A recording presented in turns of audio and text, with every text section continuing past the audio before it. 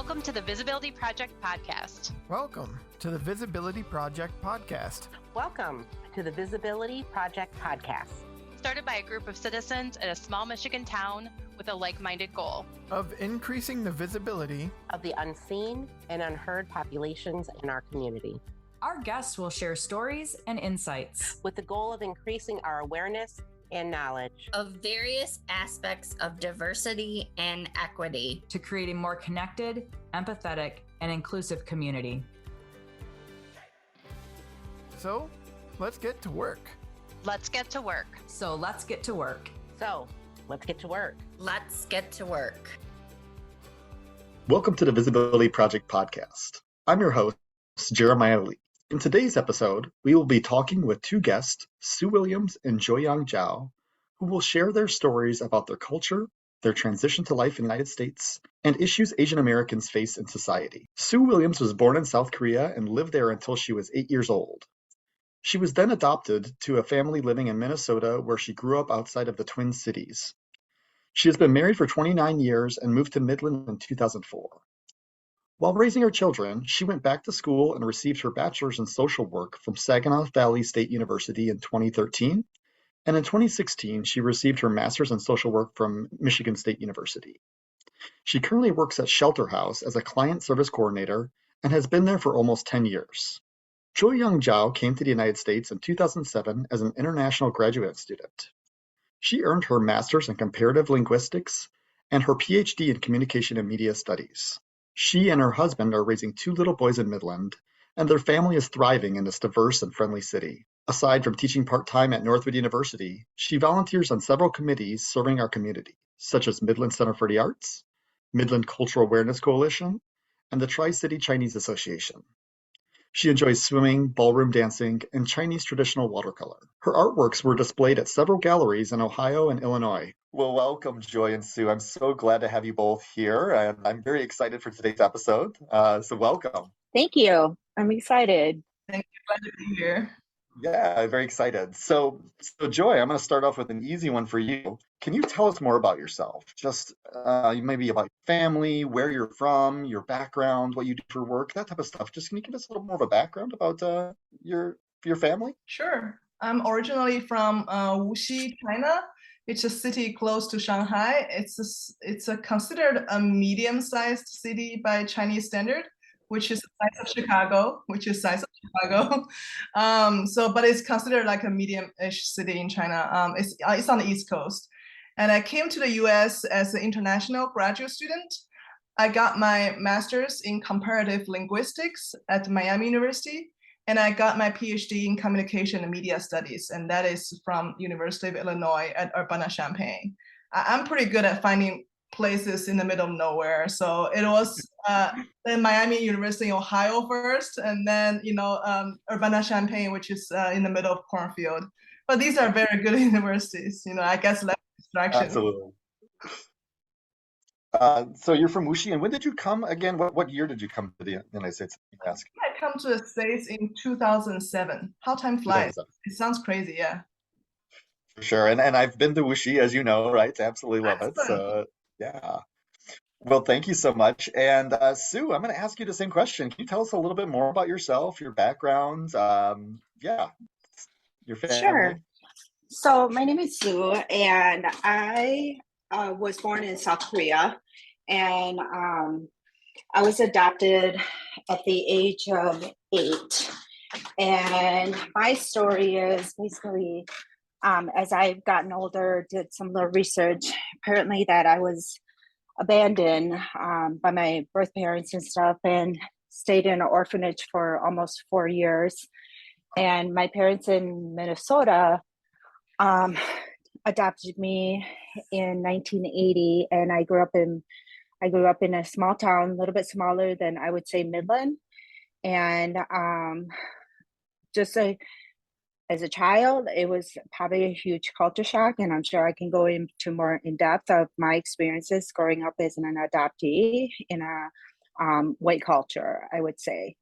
And I didn't go back to school until I was in my 30s.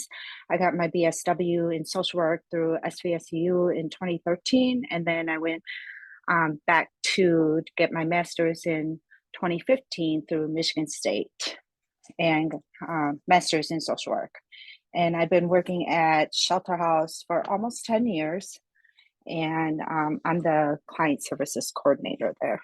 So Congratulations, that's great. And thank I you. think that's a great part for us to start off with. And so, because one question I wanted to have for both of you is to talk about your experiences coming to a new country. And Sue, I think I'd like to start with you since we're there. And you're coming as an 8-year-old, right?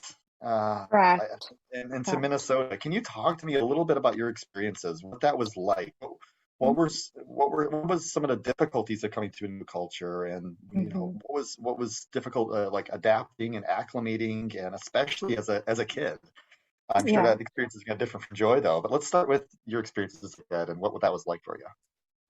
Yeah. So I just want to say that this is the most vulnerable situation I've been in regarding telling this story, because I have not shared my story beyond my immediate family or close friends. I know, Joy, you got a little bit of information of my situation, but never in depth.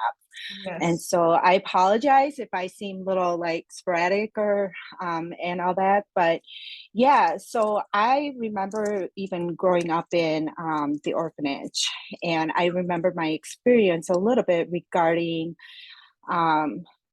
being dropped off. And I remember going to the orphanage, and I can still to this day picture this huge blue gate that I had to, as a 4-year-old, to basically climb over this gate bar and going into the orphanage. And just the experiences that I had in the orphanage was not the greatest. If you truly picture probably the worst scenario of an orphanage, that's probably the experience I had.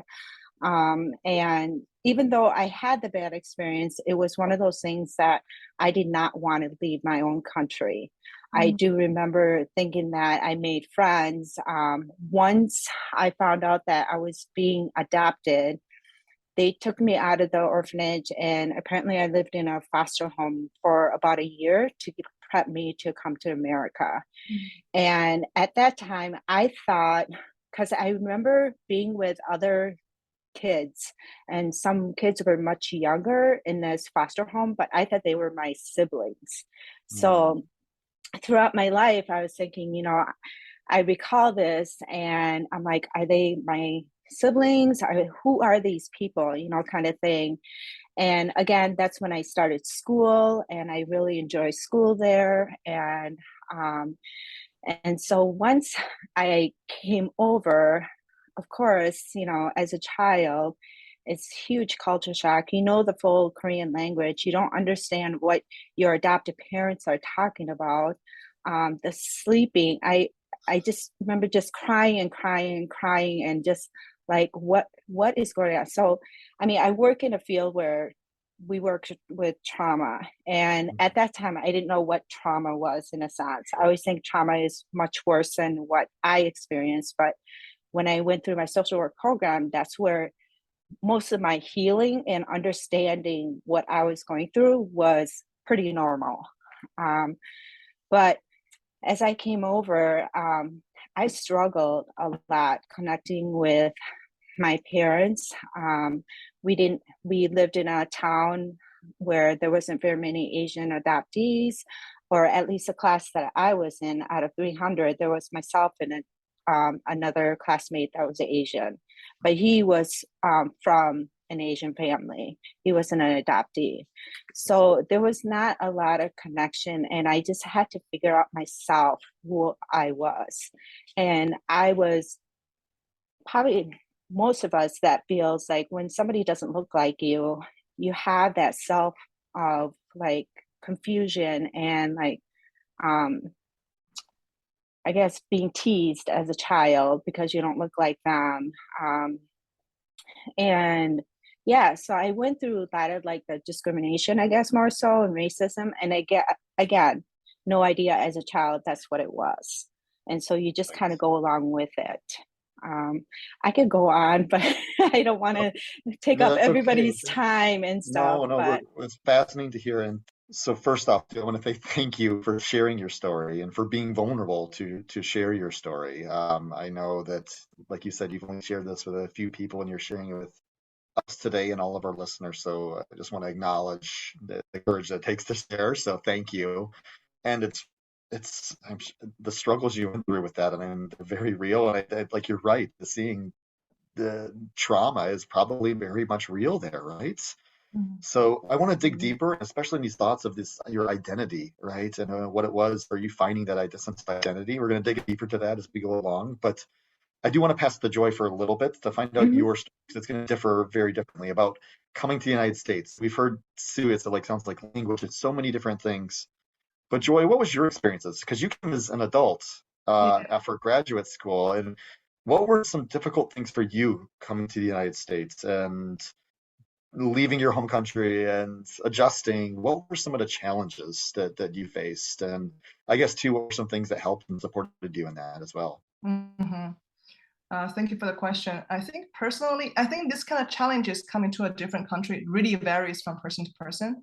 To me, I'm kind of like I'm silly and adventurous, 23-year-old, and I guess I was more excited than scared, I guess. So before coming to America, I actually told my landlord that I don't want a Chinese roommate, because they do the roommate matching, so they make it easier to group you with the people from your country to share like a one big condo. So basically the only like special request I wrote is like, I want people from other countries, not my own country. So it's kind of like a very anti-intuitive for a kiddo coming to graduate school. Usually you want like a smooth transition, you want to speak the same language, you want to still to hang out with the same people you're comfortable with. So I think this is very contrasting, of course, from the Sue's experience. Like I try to just immerse myself in American culture as much as possible. And I learned from textbook before coming, America's a melting pot. So I'm trying to, take full advantage of this melting pot, so I appreciate, roommates and friends from all over the place.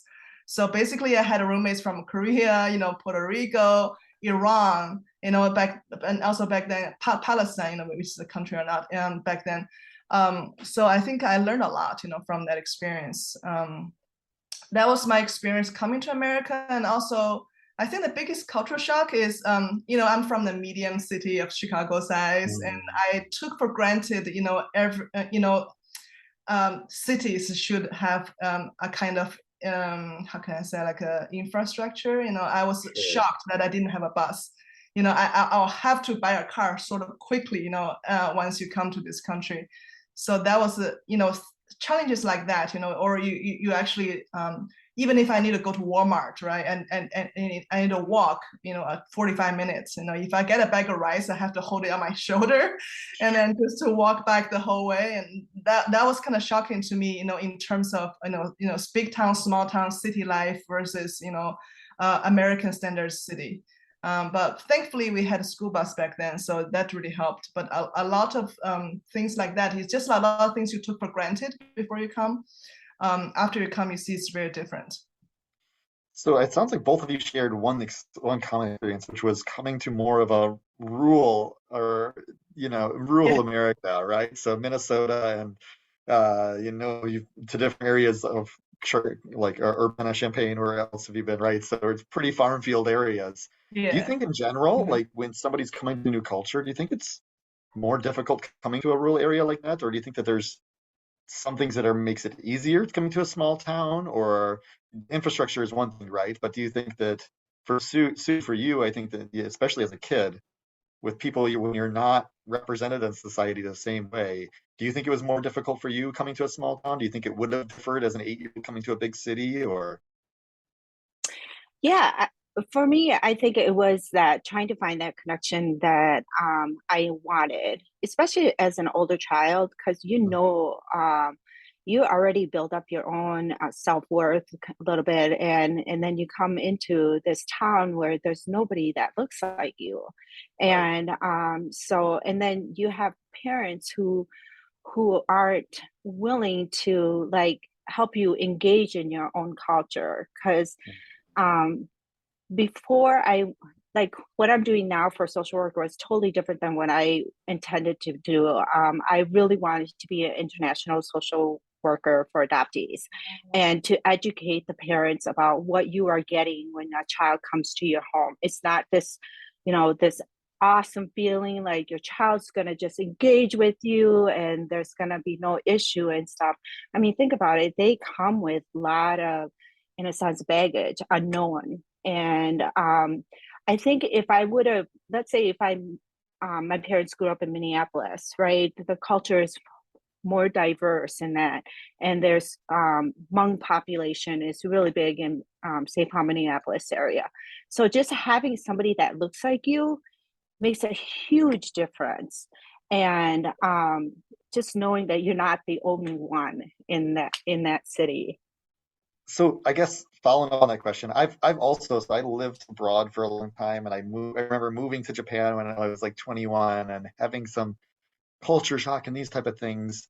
But I'm going to ask, so I can empathize with some of the things you're saying, but my experiences were very different, of course. But what do you think our listeners, what do you wish people knew about the experience of people moving to another culture and the process of moving to another culture? And Stu, I think you alluded to some of this for kids, like there's not only language, but is my culture more of a collectivist culture or an individualistic, or what, all these cultural things that come in as well. So I guess broad question, but what do you think our listeners should know about people moving to another culture and the challenges or the perspectives,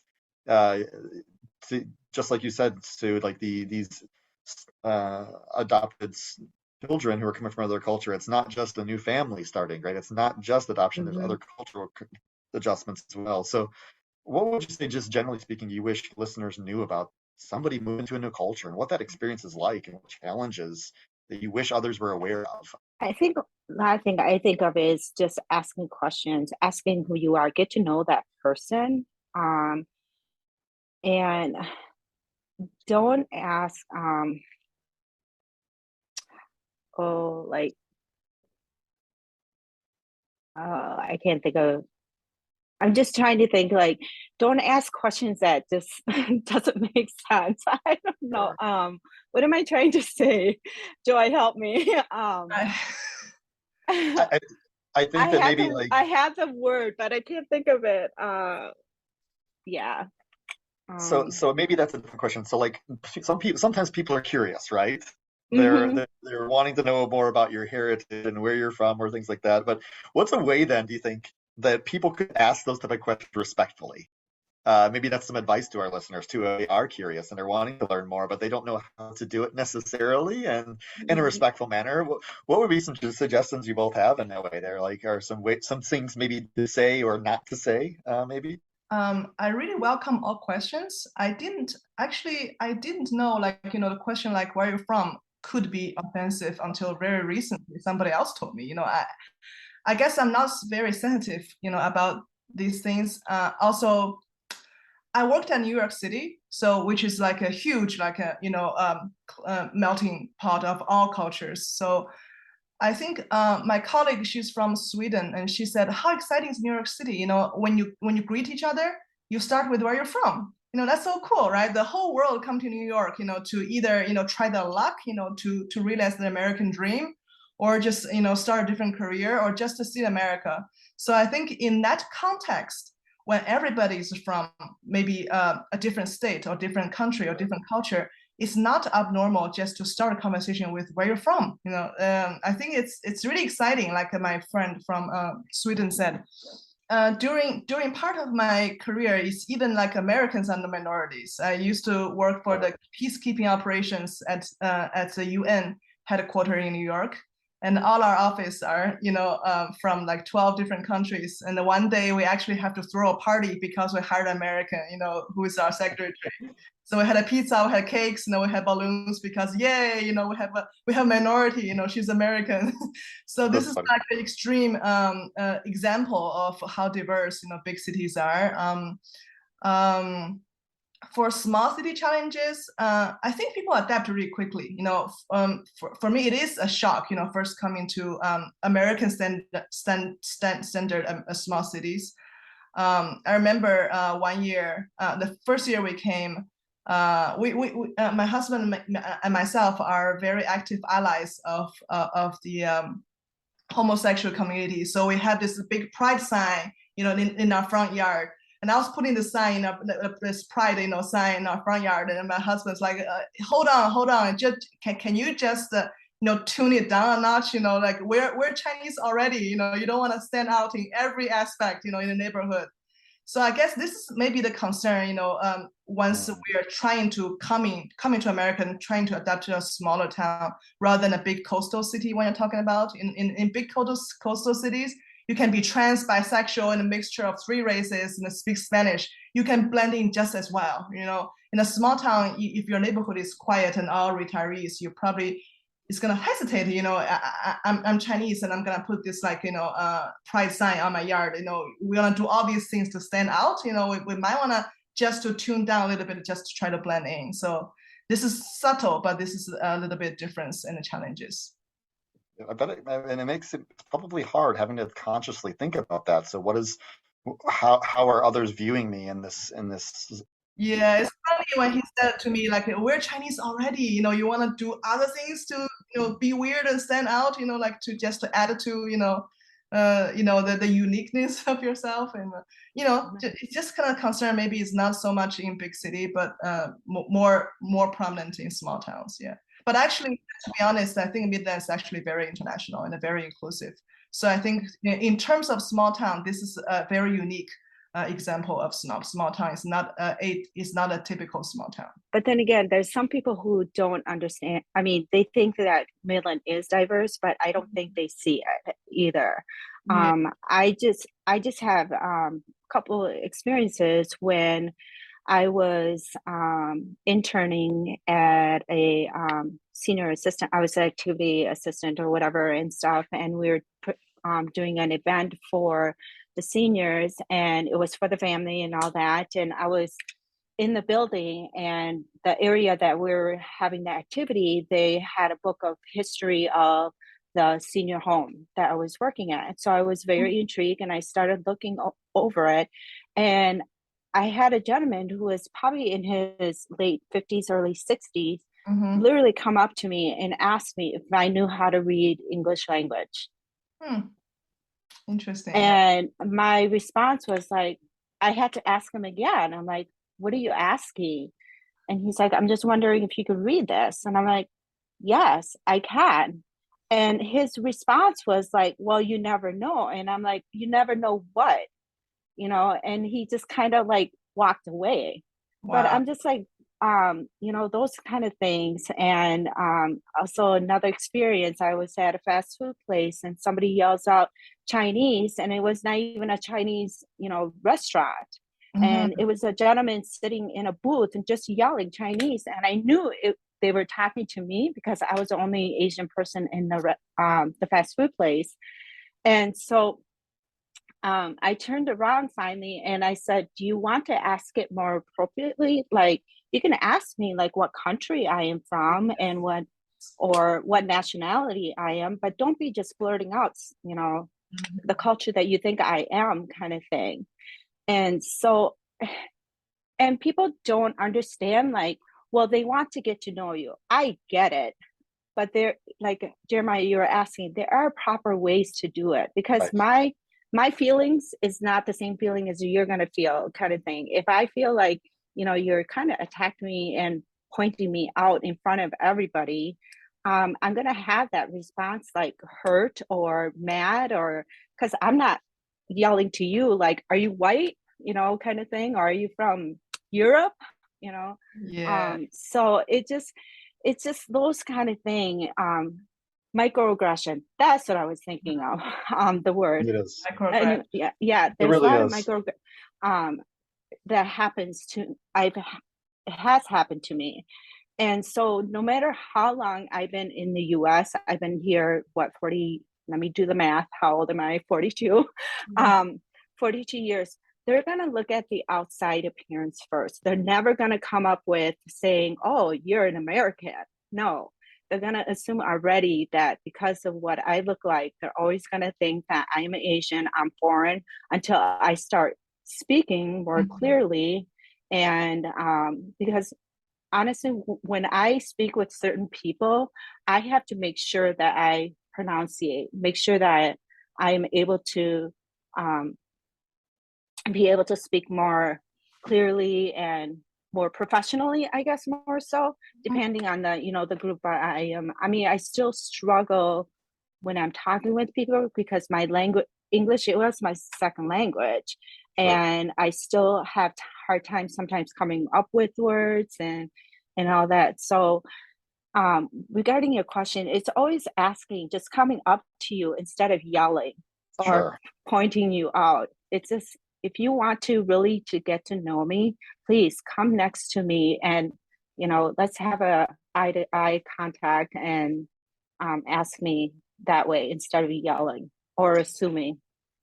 I think it does come to this idea, this assumption, right? The assumption Mhm. that somebody's differences in appearance mean it's an otherness. It's the idea of the otherness, right? You are not fitting in with what my idea of this of an American would be, or whatever that person's perception is.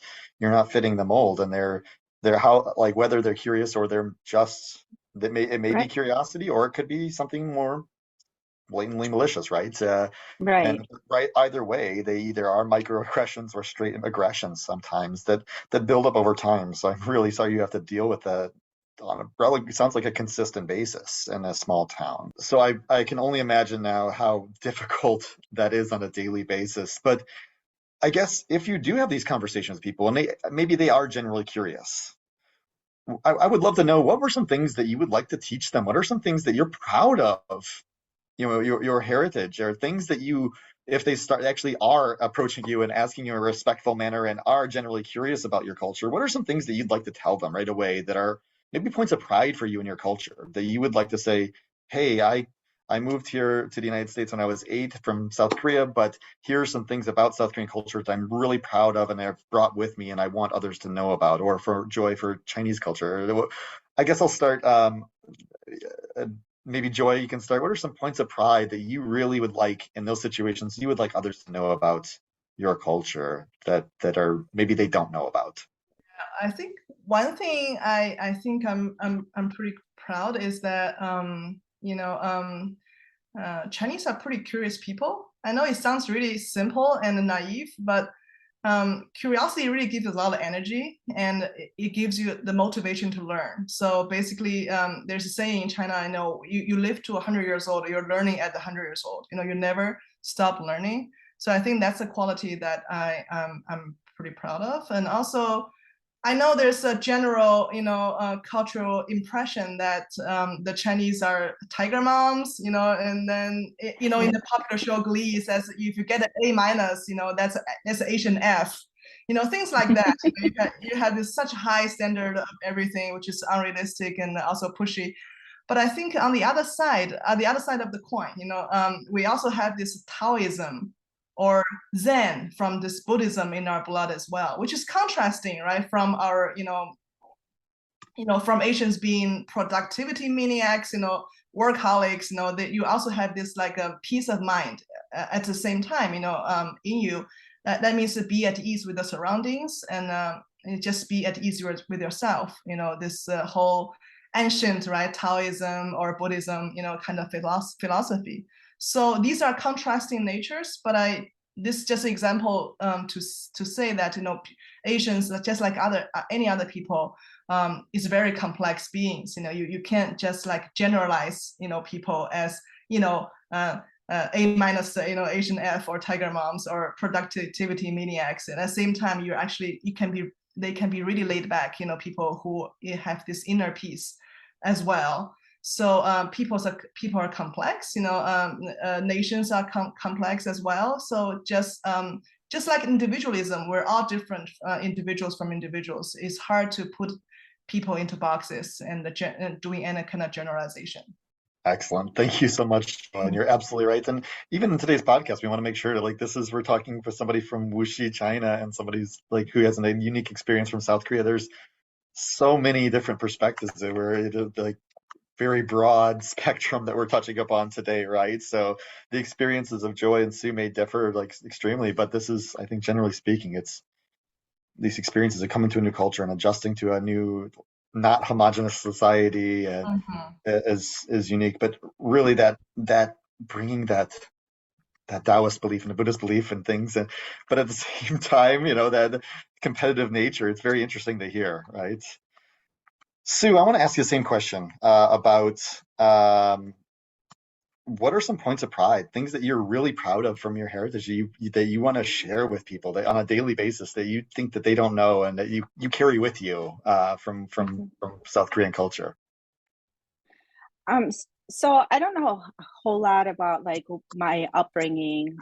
So I can't relate to what is really important that regarding the situation that I came from and the culture in itself. But what I can say is, as I grew up more confident and raising my kids and stuff, and realizing that, so as an adult, it was the first time I was able to eat Korean food, because my parents never really ate Korean food as a child and stuff. And I was, so when I started eating that, I felt like, it's always going to be something that, it's going to be innate in me. I want to know about my culture. So in a sense, I have to learn myself, because I don't have anybody else to teach me about my culture in a sense.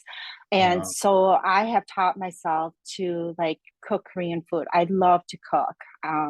And I only have a couple dishes that I can make for Korean food. And I'm very proud that I'm able to make this food. And one of the things that Koreans are known is they eat kimchi a lot. And I love kimchi, but it has this foul smell, right?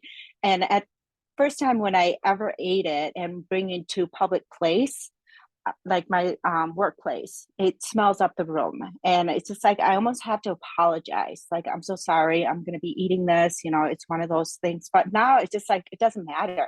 It's my food. It's what I like, because other people aren't explaining their reasons why they're eating their food, kind of thing. Sure. So I come and proudly, and I even ask my coworkers now, if they want to try certain Korean food and all that. And my children wants to know my culture, and so they're wanting to learn, and I can only teach so much, right? And so, but if they wanted to learn something, we want to go something, we're going to figure out how we can go to the event and stuff.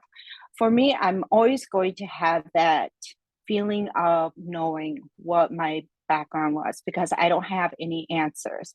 I don't know my biological parents. I don't know exactly where I came from.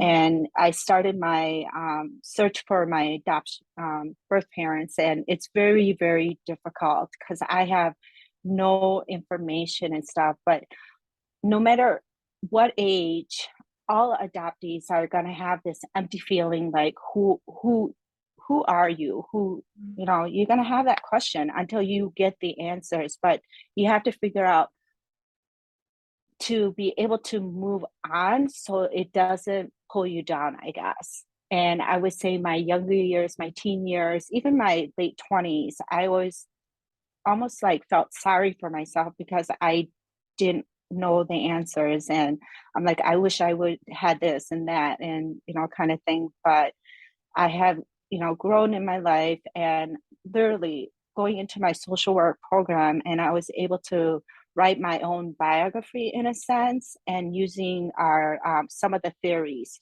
developmental theories as a child.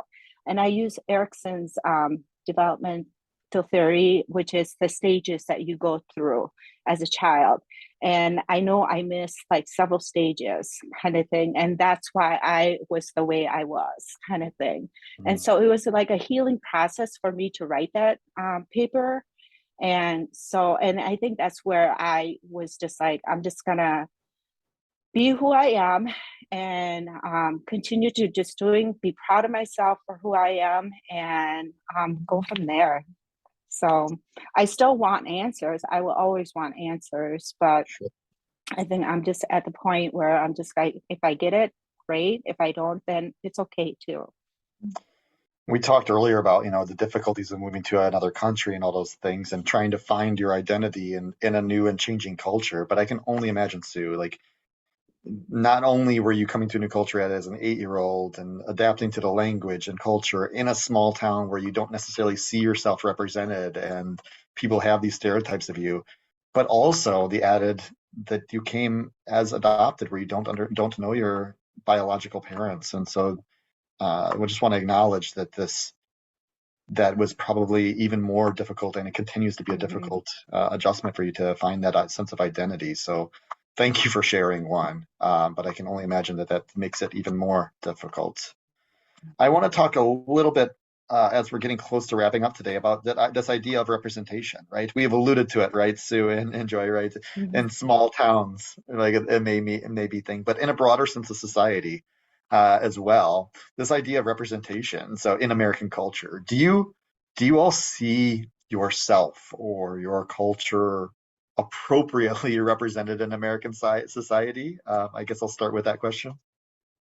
I think you probably know the answer already as you draft the question. The answer is no.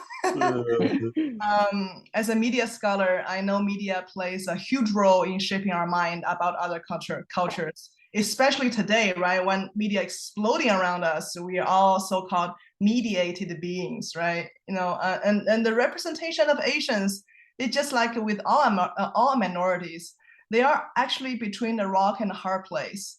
That means they're either invisible or visible with stereotypes. So if they are visible, they are visible under the terms of the dominant. So basically, if you are Asian, you want to be in a blockbuster movie, you better be a kung fu master, doing sword fighting, on top of roofs or whatever, and flying around a bamboo forest. Or you can be this like a hyper-sexualized Asian women who pose as like an arm candy in the film, and then maybe overnight you become a kung fu master as well. So basically this is how they sell, right? This is how movies can sell, and the shows too.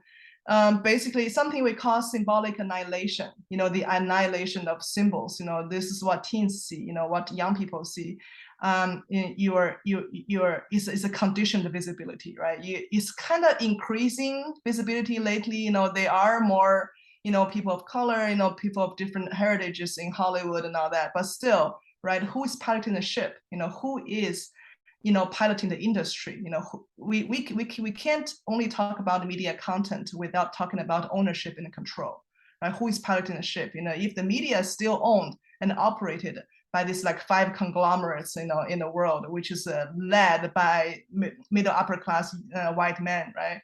And how much difference can that make? If you see more Asian faces on the silver screen, they are still between a rock and a hard place. They are either invisible or visible with stereotypes. And this kind of condition of visibility, they really limits public knowledge, because it's hard for you to know somebody directly, right, from other culture, become close friends. It's harder to do that, but it's easier for you to learn about this, from second, third, fourth, 15th hands of information of the media, right? If all the media are portrayed in a biased way, then your knowledge about this group is kind of really limited.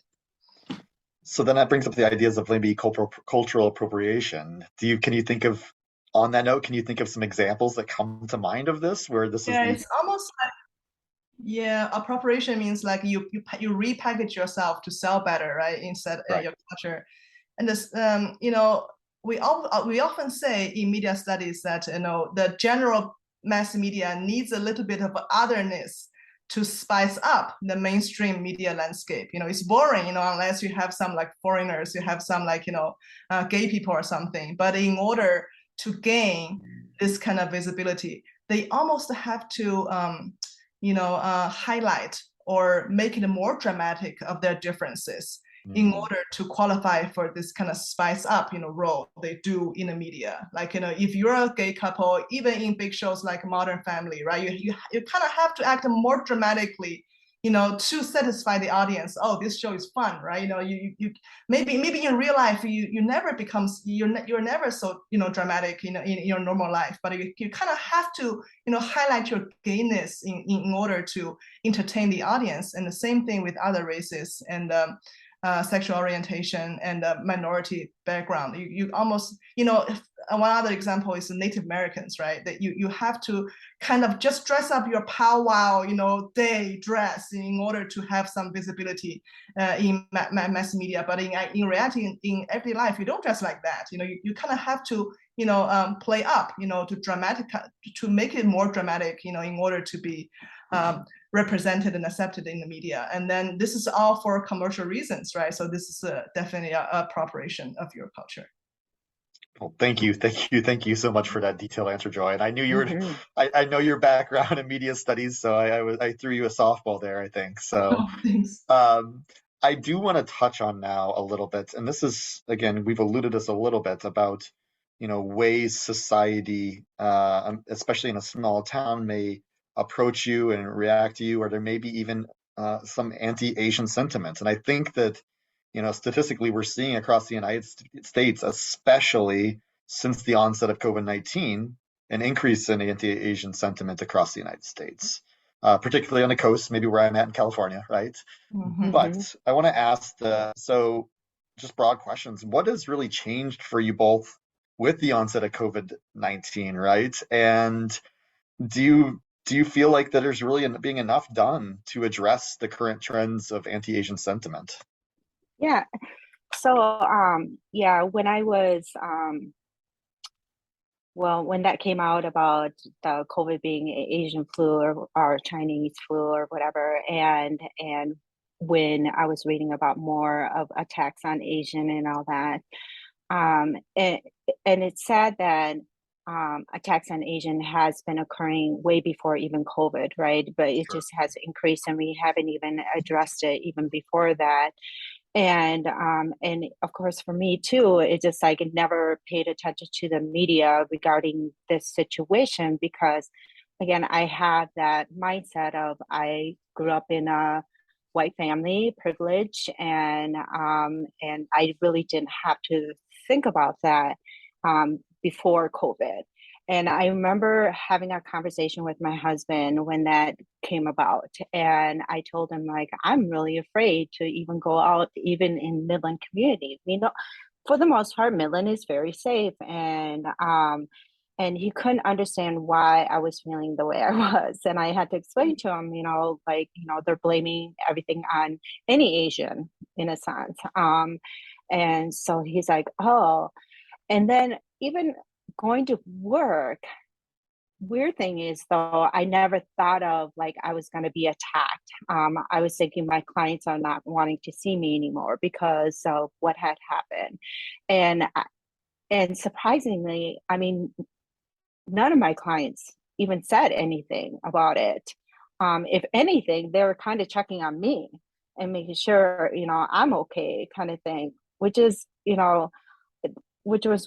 awesome. But it just, I thought I would get more resilient from my clients because they're already in trauma. They're already in a situation and they're like, oh, now I have to go see this social worker who is Asian. And, but I didn't have that experience. And I didn't have the experience even, going to the store. I think it was just more myself, my feeling, my inner feeling that was making myself afraid a little bit or looking over my shoulder, making sure that I'm going to be okay. Well, I'm glad to hear that even your clients are supportive and checking in on you. But when you see these things happening in American society, of course, I think that you would certainly be concerned about your personal well-being and personal safety. That absolutely makes sense to me. Joy, how about you? Have you, since COVID, have things changed for you? Have you personally had any experiences of anti-Asian sentiment since COVID? And do you think that enough's being done to quell this? Yes, I totally agree with Sue that COVID does not cause racism against Asians. It's just an excuse conveniently laying around to be used, right, to justify this very deep-rooted bias. It's very historically rooted. If it's not COVID, it's going to be something else. Just like the George Floyd incident. If it's not him that day, that year, that decade, it's going to be somebody else. Who is going to be like a victim to police brutality. So I guess personally, like you, Sue, especially in our environment, I didn't feel much of a hostility, but I can feel the tensions there. Something is really subtle. We bought this house. It came with home security. We never felt the need to turn it on for 2 years. And then since COVID hits, my husband, they said, let's turn it on. Let's figure out a password and let's register online. I mean, it's only a click of finger. It's not like a labor or anything, but it is a change, right? You feel the need to turn on house security just because you're Asian. I think this is definitely, part of this aftermath of this whole COVID thing. When two big powers started pointing finger against each other, this whole thing become political. And of course, the tension between US and China is also not because of COVID. I think the COVID is just, again, a convenient thing to lay around to be used.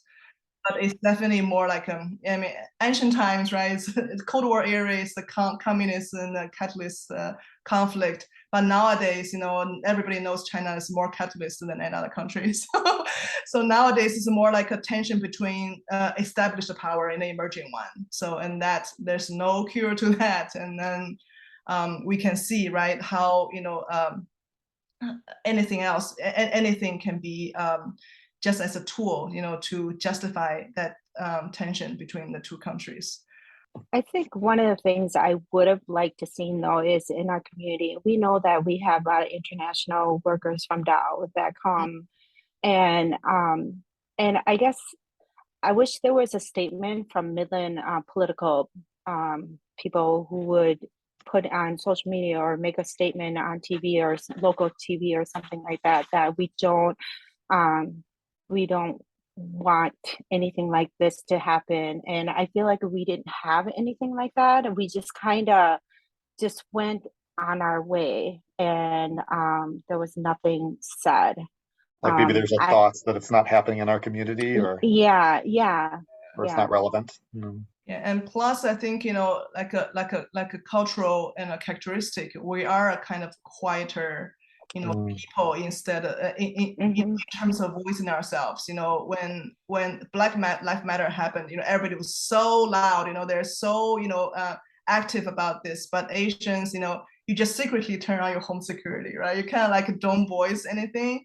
Or when you did speak up, it was interesting what some of my family members were their response, basically saying that you shouldn't worry about that. Or when I posted something about the massacre of the salon, the Korean women, and I made a statement like, I hope this doesn't happen to me, kind of thing. And they're dismissing it. And there's a historical dismissal of racism against the Asian Americans, because we're not Blacks. We didn't share the history of slavery or anything like that. So we're kind of like on a borderline all the time. We're in a vague zone, we're like one step in, one step out. Are we or not? Are we a victim about racism or not? We don't know, right? So it's kind of like vagueness.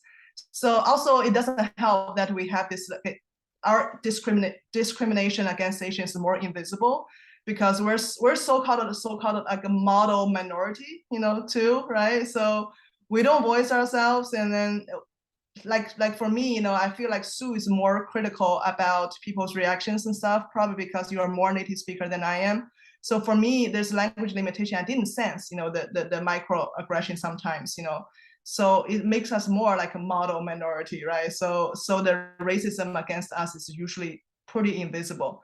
But again, racism against the Asians, visible or invisible, is equally dangerous to all Americans, as a bias against any group can normalize and we call desensitize, right? Violence against all marginalized people in terms of race, gender, sexuality, and nationalities. So this is really not for Asian alone, but for everybody. If you justify violence against one group, you can justify violence against many other groups as well. Absolutely. And thank you for bringing that up, because it's so important for our listeners to think about, right? On that note, getting close to time, I wish we could have ended on that one, but what would be, if you had one final question to our listeners, or one final ask to them, something that what's the takeaway you wish? And that might be the takeaway, Joy, is any violence or microaggressions against one minority opens the gates. But really, what would be your final message to our listeners? Like whether it's a takeaway about your heritage you want them to be aware of, or what would be your final message to our listeners throughout today's conversation? I would say is like, we're all judgmental, right? But I have taught my kids that don't judge until you find out their stories. Everybody has a story. And whether they see a homeless person, they're not just homeless because they want to be homeless. There's a story behind it. So when you see somebody like me, and don't assume, I think that's the biggest thing, is don't assume that that you're from, I would say just don't assume. Just know the story. Ask questions and get to know them. Have a conversation. Sure. Thank you. And Joy, same question to you. Some final takeaways you'd like for listeners to have? I totally agree with you, Sue. I think people define culture very narrowly. It's the food you eat, the dress you wear, the festivals you celebrate. I think that's not true, because culture, I define, is a whole way of life. An inclusive community, big town or small town, should embrace and nurture all these differences, all these different way of life. They should be visible. They should be celebrated, despite of race, gender, sexuality. And together, once you learn this language, once you ask all the questions, once you learn all these kind of strange knowledges, and cut that. Once you learn all these things you don't know, you open your eyes, to all these different cultures. This is what makes our town full of possibilities.